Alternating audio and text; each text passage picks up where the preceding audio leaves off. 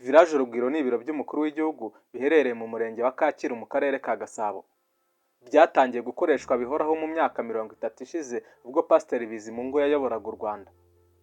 Ni inyubako y'amateka kuko Abanyarwanda 50% bariho ubu bavutse iriho. Imaze imyaka 50 yubatswe. Yubatswe mu 1975 n'umuryango wahuzaga ibihugu bya Afurika cyane cyane byakolonijwe n'Ubufaransa n'ibikoresha Igifaransa Organisation Commune Africaine et Malgache OCAM. Uwo muryango kuri ubu wazimye, u Rwanda rwawinjiyemo mu 1965. Mu 1975 nibwo rwari kwakira inama yawo yagombaga kwitabirwa n'abakuru b'ibihugu bagera kuri 15. Byari ihurizo rikomeye ku gihugu nk'u Rwanda cyari gifite hoteli nke zitwa ko zikomeye nka Mille Collines na Diplomate zari zigezweho icyo gihe ariko zifite ubushobozi bwo kwakira abashyitsi baringaniye. Muri icyo gihe u Rwanda rwiteguraga kwakira inama, inyubako za mbere za Village Urugwiro zubatswe ku mafaranga ya OCAM nk'uko Rucagu Boniface yigeze kubibwira ikinyamakuru Igihe cyandika hano mu Rwanda. Inama ya OCAM irangiye, inyubako za Village Urugwiro zeguriwe leta y'u Rwanda nayo zihinduramo hoteli yakiraga abifite muri ibyo bihe. Nubwo Village Urugwiro yabaye hoteli, mu gihe u Rwanda rwabaga rwakiriye inama zikomeye yakomezaga kwifashishwa mu kwakira abashyitsi ba leta. Urugero ni tariki 21 na 22 Gicurasi 1979 ubwo u Rwanda rwakiraga inama ya gatandatu ihuza Ubufaransa na Afurika yanitabiriwe na perezida wari uyoboye Ubufaransa icyo gihe Valéry Marie-Laine Giscard d'Estaing. Niba ari ubwa mbere unyumvise, kora subscribe ufungure n'inzogera cyangwa se notification bell kugira ngo utazongera gucikwa. Mbere y'uko iyo nama iba, Ubufaransa bwari bwatanze amafaranga yo kwagura Village Urugwiro no kwivugurura kugira ngo ijye ku rwego rwo kwakira inama ikomeye nk'iyo, nk'uko biri mu nyandiko z'ibanga za ambasade ya Amerika mu Rwanda muri icyo gihe zashyizwe hanze na Wikileaks. Uwo mwaka ni nabwo hubatswe hoteli Novotel Umubano Maraso Umubano hoteli kuri ubu, nabwo ku mafaranga yatanzwe n'Ubufaransa. Rucaga avuga ko nyuma yo kwagura Village Urugwiro yasigaye igizwe n'inyubako cyangwa se apartments zisaga 20 zirimo amacumbi agezweho, ibyumba by'inama n'ibindi. Musare Faustin wabaye umujyanama mu biro by'umukuru w'igihugu yasobanuriye ku muyoboro wa YouTube KP Media 24 ko inyubako zikoreramo Perezida wa Repubulika zatangiye kubaka ubwo yari umunyeshuri kandi ko wazubakishije bari baziranye. Ati bahubaka icyo gihe nari umunyeshuri. Umuntu wahubakishaga wayoboraga imirimo yari umuntu tuziranye. Yari atuye hariya ku Kimihurura.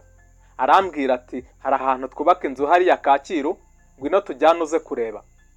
Musare yasobanuye ko muri izi nyubako higezwe gucumbikirwa abadepite kandi ko hanabaye hoteli mu gihe cy'ubutegetsi bwa Juvenal Habyarimana wayoboye u Rwanda kuva mu 1973 kugeza muri Mata 1994.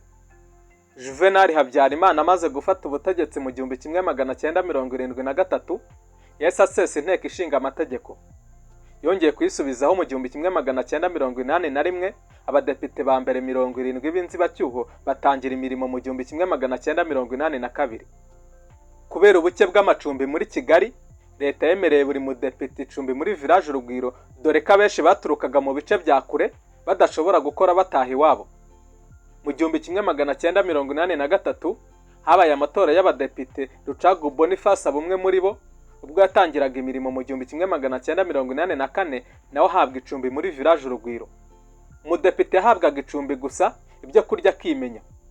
Rucaga avuga ko mu badepite 70 abasaga 40 babaga muri Village Urugwiro kuko babaga baturuka mu bice bya kure. Uwabaga yifitiye inzu i Kigali yayibagamo, leta ikamugenera amafaranga y'icumbi. Icyo gihe abadepite babagamo, inzu zasagukaga zakomezaga kuba ibyumba bya hoteli bisanzwe, abashaka kubiraramo bakaza bakishyura. Nubwo hari hoteli n'amacumbi y'abadepite, Perezida Habyarimana nawe yashyize ibiro ariko akajya bizamo rimwe na rimwe kuko ibiro nyamukuru byari mu mujyi rwagati ahubatse ibiro by'umujyi wa Kigali ubu. Rucaga ati iruhande rw'izo nzu haruguru y'ahahoze resebusiyo niho hari ibiro by'umukuru w'igihugu. Muri izo nzu ahagana ku rwinjiriro yari yarahafashemo inzu y'ibiro bye, izindi zose zikomeza kuba hoteli. Yari ibiro bya kabiri yazagamo nka rimwe cyangwa kabiri mu kwezi. Buri nyubako cyangwa se apartment muri izo zari zigize hoteli Village Urugwiro yabaga ifite icyiciro runaka ibarizwamo. Rucagu wahabaye mu gihe cy'imyaka 10 ari umudepite avuga ko buri nyubako yabaga ifite ibyumba bitatu, no kuvuga A, B na C. Icyumba A cyabaga gifite ibyangombwa nkenerwa byose birimo uruganiriro, uburiri, ubwiherero, igikoni, harimo firigo n'ibindi. Kikaba kigenewe umukuru w'igihugu mu gihe habaye inama cyangwa se undi muntu wo ku rwego rwo hejuru wakirayemo. Hafi y'icyo cyumba nyamukuru habaga ikindi bise B, kikararamo umuganga w'umuntu mukuru waraye muri A. Ni ukuvuga ngo niba haraye perezida, muri B hararagamo umuganga we, naho muri C hakararamo abarinzi be. Musare yavuze ko ubw'ingabo za RPA Inkotanyi zari zimaze kubohora igihugu muri Nyakanga 1994, hafashwe icyemezo cy'uko inyubako zo muri village Urugwiro zatunganywa kugira ngo zijye zikoreramo ibiro by'umukuru w'igihugu, kuko aho Habyarimana yakoreraga hari habi. Gusa ngo mu gihe inyubako zari zigitunganywa, ibiro by'umukuru w'igihugu byashyizwe by'agateganyo ahahoze urugo rwa Habyarimana i Kanombe. Ubu ni mu kagari ka Kamashashi, umurenge wa Nyarugunga, mu karere ka Kicukiro. Pasiteri Bizimungu yakoreye Kanombe igihe gito mbere yo kwimukira ku Kacyiru muri village Urugwiro, nk'uko Musare yakomeje abivuga.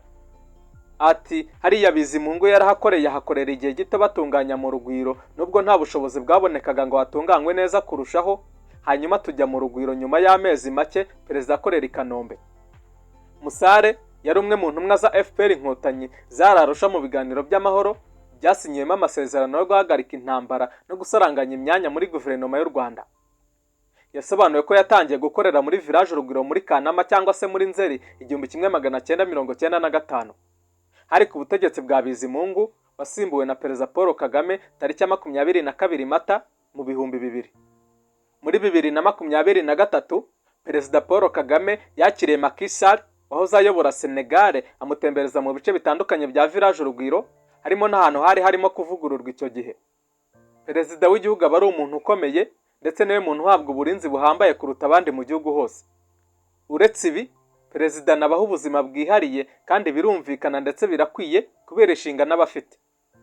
Bumwe mu buzima bwihariye kuri perezida wari we wese ni uburyo bwo kugenda. Yaba agenda n'amaguru, yaba agenda n'imodoka cyangwa se indege, protokole ahabwa itandukanye n'iy'abandi bantu.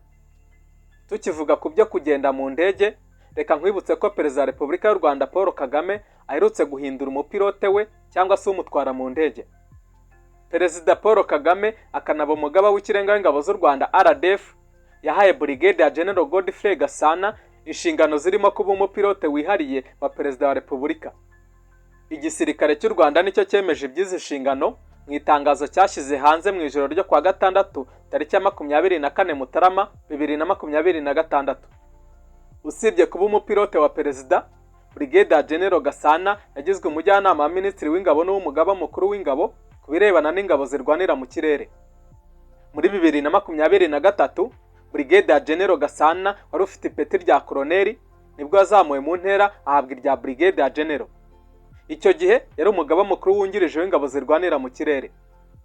Uyu musirikare izo nshingano yamaze kuzisimburwaho na Koloneli Dani Gatsinzi wagizwe umugaba wungirije w'ingabo zirwanira mu kirere ushinzwe ibikorwa. Gatsinzi yahawe ipeti rya koloneli muri Nzeri 2024 avuye ku rya Lieutenant Koloneli. Muri 2025 Koloneli Dani Gatsinzi niwe wabaye umunyeshuri wahize abandi mu basirikare bari barangije amasomo mu ishuri rikuru rya gisirikare rya Nyakinama.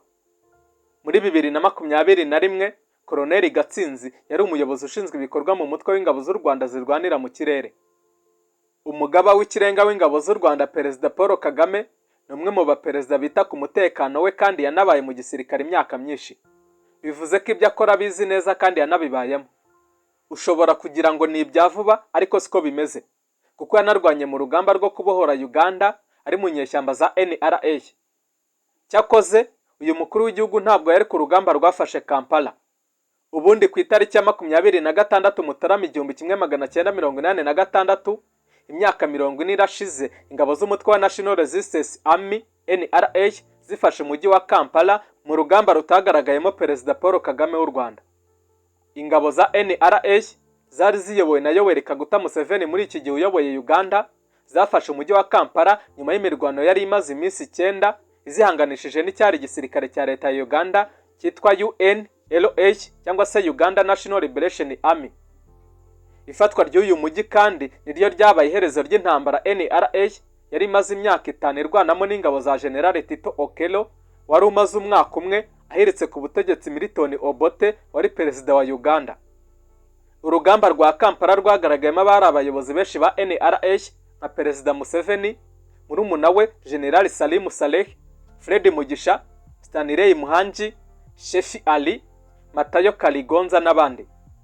Icyakora perezida Paul Kagame ntiyigeze arwana ruriya rugamba nubwo ari mu barwanyi 40 batangije urugamba rwo kubohora Uganda, ndetse akaba muri 27 bari bafite intwaro. Umukuru w'igihugu mu kiganiro yigeze kugirana n'umunyamakuru François Souda wa Jeune Afrique kiri mu gitabo cyiswe Conversation with the President of Rwanda cyanditswe muri 2015, yavuze ko atari mu barwanyi bafashe umujyi wa Kampala kubera ko yari amaze igihe ari mu bitaro aho yari yaragiye kwivuza amaso. Yaragize ati Kampala ifatwa ntabwo nari ku rugamba. Mu byumweru 6 byari byabanje nari naragiye i Burundi, nyuma nza kuhava njye Nairobi kwivuza amaso. Nari maze igihe kirekire mfite ibibazo by'amaso, ariko kubera ko namaze imyaka myinshi ntavurwa uko bikwiye, rimwe mu maso yanjye ryaje kwangirika cyane. Mu by'ukuri ubwo Kampala yafatwaga nari ndi mu bitaro. Ubwo Kampala yafatwaga, ingabo za UNLA na General Tito Okello wari uziyoboye byarangiye bakwiye imishwaro. Tito Okello yahungiye muri Sudani n'indege, bituma nyuma y'iminsi 3 Yoweri Kaguta Museveni arahizwa nka perezida mushya wa Uganda. Perezida Paul Kagame yaje kandi kuyobora ingabo za RPH zabahoye u Rwanda zikanahagarika jenoside yakorewe abatutsi mu 1994. Iyi jenoside yakoranywe ubugome n'ubukana by'indengakamere. Nk'ubu abo mu Bigogwe bo bashinjwaga gutwara amasasu mu byansi. Uyu ni umunsi abatutsi bo mu Bigogwe bicwaga bashinjwa kuba ibyitso by'inkotanyi. Tariki 25 Mutarama 1991 wari umunsi w'icuraburindi ku batutsi bo mu Bigogwe bishwe bashinjwa kuba ibyitso by'inkotanyi. Inyandiko ya Minisiteri y'Ubumwe bw'Abanyarwanda n'Inshingano Mboneragihugu kuri jenoside yakorewe abatutsi mu Ruhengeri igaragaza ko gutoteza abatutsi muri icyo gihe byatangiye mbere, bikajyana no kubita amazina atesha agaciro nko kubita abashyondori, abatunyetsi n'andi mazina mabi. Ayo mazina mabi bayitwaga na bagenzi babo babaga baturanye, cyane cyane iyo bashakaga kubiyenzaho cyangwa se bagamije kubateza umutekano muke. Iyo umututsi yatambukaga, abaturage baryanaga inzara ntibatinye no kumwerurira akazicwa. Byakomeraga cyane iyo umututsi yabaga avuye kubanjura, abaturage bamwiyenzagaho bamubekera akagendana amasasu mu cyansi, bakamutegeka kubogora amata. Mu mashuri abarezi batotezaga abana b'abatutsi bababwira ko banuka ngo kubera amavuta y'inka bisize nyamara ntayo bisize. Ibikorwa bijyanye no gutoteza abatutsi no kubatesha agaciro byari bigamije gutinyura abaturage b'abahutu no kubereka ko umututsi ari mubi, bityo ko kumwica nta cyaha baba bakoze. Guhera mu Kwakira 1990, gutotezwa no guteshwa agaciro byakozwe ku mugaragaro, aho noneho batangiye kubita inzoka, inyenzi n'andi mazina mabi. Iyo abatutsi bavaga kubanjura, abayobozi b'inzego z'ibanze n'iz'umutekano bafataga amata bakayashyiramo igiti ngo bumve ko nta masasu bagemuriye inkotanyi. Abatangabuhamya batandukanye bavuga ko burugumesitiri wa komine Mukingo Kajerijeri Juvenal yari yarabwiye abaturage ko nibaramuka bahuye n'abatutsi bafite amata bagomba kujya babasaka bakareba niba nta masasu ari mu cyansi. Ibyo byatumaga babogora amata yabo kuko babaga bayashyizemo umwanda. Mu rwego rwo gukomeza gushakisha impamvu bashingiraho batoteza abatutsi, iyo babasanganaga radio bumva amakuru barabafataga bakabacunaguza, bababeshyira ko basanze bavugana n'inkotanyi. Nta mututsi wabashaga kujya ku isoko ngo abashe kugurisha itungo rye nk'inka cyangwa se ihene, kuko abayobozi b'inzego z'ibanze nka konseye bafataga amatungo yabo cyangwa se imyaka babaga bajyanye mu isoko bakabitwara, bakababeshyira ko bashaka amafaranga yo koherereza inkotanyi. Ako karengane, ivangura n'amacakubiri byakorerwaga abaturage mu bice byinshi by'igihugu ni bimwe mu byatumye RPF inkotanyi itangiza urugamba rwo kubohora igihugu ku itariki ya 1 Ukwakira 1990. Kwitwa ibyitso by'inyenzi nk'amayeri yakoreshwaga n'ubutegetsi bwariho yatangiye kuva kera hagamijwe kwibasira no gushakisha intandaro yo kwica abatutsi. Abatutsi bari batuye mu yahoze ari prefecture ya Ruhengeri, abenshi muri bo cyangwa se bose nta na hamwe bahuriraga n'ibikorwa bya politike ku buryo bagombaga kwibasirwa n'ubutegetsi bwariho. Nyuma yaho RPF inkotanyi itangije urugamba rwo kubohora igihugu mu Kwakira 1990, abatutsi bo mu makomine atandukanye mu yahoze ari prefecture ya Ruhengeri baratotejwe bikabije, abandi bicwa rugikubita. ubwicanyi mu buryo bweruye bwatangiye nyuma y'aho ingabo za RPF Inkotanyi zigabye igitero mu mujyi wa Ruhengeri ku itariki ya 23 Mutarama 1991. Guhera ubwo ubwicanyi buteguye bwahise butangira, bukaba bwaribasiye cyane cyane abatutsi b'Abagogwe bari batuye muri komine Nkuri, Mukingo na Kinigi. Umwe mu barokotse ubwo bwicanyi watanze ubuhamya yasobanuye ko hagati ya tariki ya 25 na 29 Mutarama 1991 haje igitero kirimo abaturage basanzwe n'abasirikare bahita bica umubyeyi we n'abandi batandukanye. Ku itariki ya 25 Mutarama 1991 Burugumesitiri Kajerijeri Juvenal yohereje n'imodoka ye abapolisi ba komine n'abarinzi ba pariki y'Ibirunga gufata abatutsi b'Abagogwe babajyana ku biro bya komine Mukingo. Nyuma yo kugezwa kuri komine bahise babicisha imbunda, imipanga n'amacumu, ndetse habaho no gusambanya abagore b'abatutsi mu maso y'abana babo. Inama yateguye ubwo bwicanyi yabaye nyuma y'aho gereza ya Ruhengeri ifunguwe n'ingabo za RPA. Iyi nama ikaba yari yitabiriwe n'abayobozi batandukanye harimo Nzirorera Joseph ari minisitiri w'ubucukuzi bw'amabuye y'agaciro, akaba yarakomokaga muri iyo komine, Nzabagerageza Charire wabaye perefe wa perefegitura ya Ruhengeri kugeza mu 1992, Kome Bizimungu wari perefe wa perefegitura ya Gisenyi na Kasimiri Bizimungu wari minisitiri w'ububanyi n'amahanga. Ubwicanyi bwarakomeje bigeze ku itariki ya 4 Gashyantare 1991 habaho kwica mu buryo bukomeye kuko abasirikare bafatanyije n'abaturage basanzwe, habaho guhiga abatutsi mu mashyamba no mu bihuru. Kuri iyo tariki abatutsi bari batuye mu yahoze ari komine Nkuri biciwe mu ngo zabo, abandi bicirwa aho bari bihishe, ndetse hari n'abo bafataga bakajya kubicira ku buvumo bwa Nyaruhonga, abandi babaroha mu kiyaga cya Nyirakigugu. Kwica abatutsi byagendanaga no gufata ku ngufu abakobwa b'abatutsikazi. Muri Gashyantare 1991 usibye kwica abatutsi hari n'abiyahuye kubera kunanirwa kwakira ibyo babonaga, cyane cyane iyo umugabo yabonaga umugore we bamusambanya ku mugaragaro mu maso ye. Raporo mpuzamahanga ijyanye n'uburenganzira bw'ikiremwamuntu mu Rwanda yasohotse muri Werurwe 1993 igaragaza ko muri komine Nkuri ahitwa Nyaruhonga muri segiteri ya Kareba hari ibyobo basanzemo imibiri y'abatutsi bishwe. Ikomeza igaragaza ko abatutsi bishwe mu duce twakorewemo igerageza rya jenoside nka Nkuri, Bigogwe na Kinigi bagera kuri 300. Icyakora raporo zitandukanye zavugaga ko abatutsi bishwe ari benshi bigoye kumenya umubare wabo, zikagaragaza ko abishwe bari hagati ya 500 n'igihumbi. Nyuma y'uko abatutsi b'Abagogwe bishwe ku mugaragaro bikozwe n'ubutegetsi bwa Habyarimana ndetse na raporo mpuzamahanga z'uburenganzira bw'ikiremwamuntu zikabigaragaza, leta yavugaga ko ikihutirwaga atari ukumenya abantu bapfuye n'uko bapfuye, ahubwo icya mbere ari ukugarura amahoro mu Banyarwanda.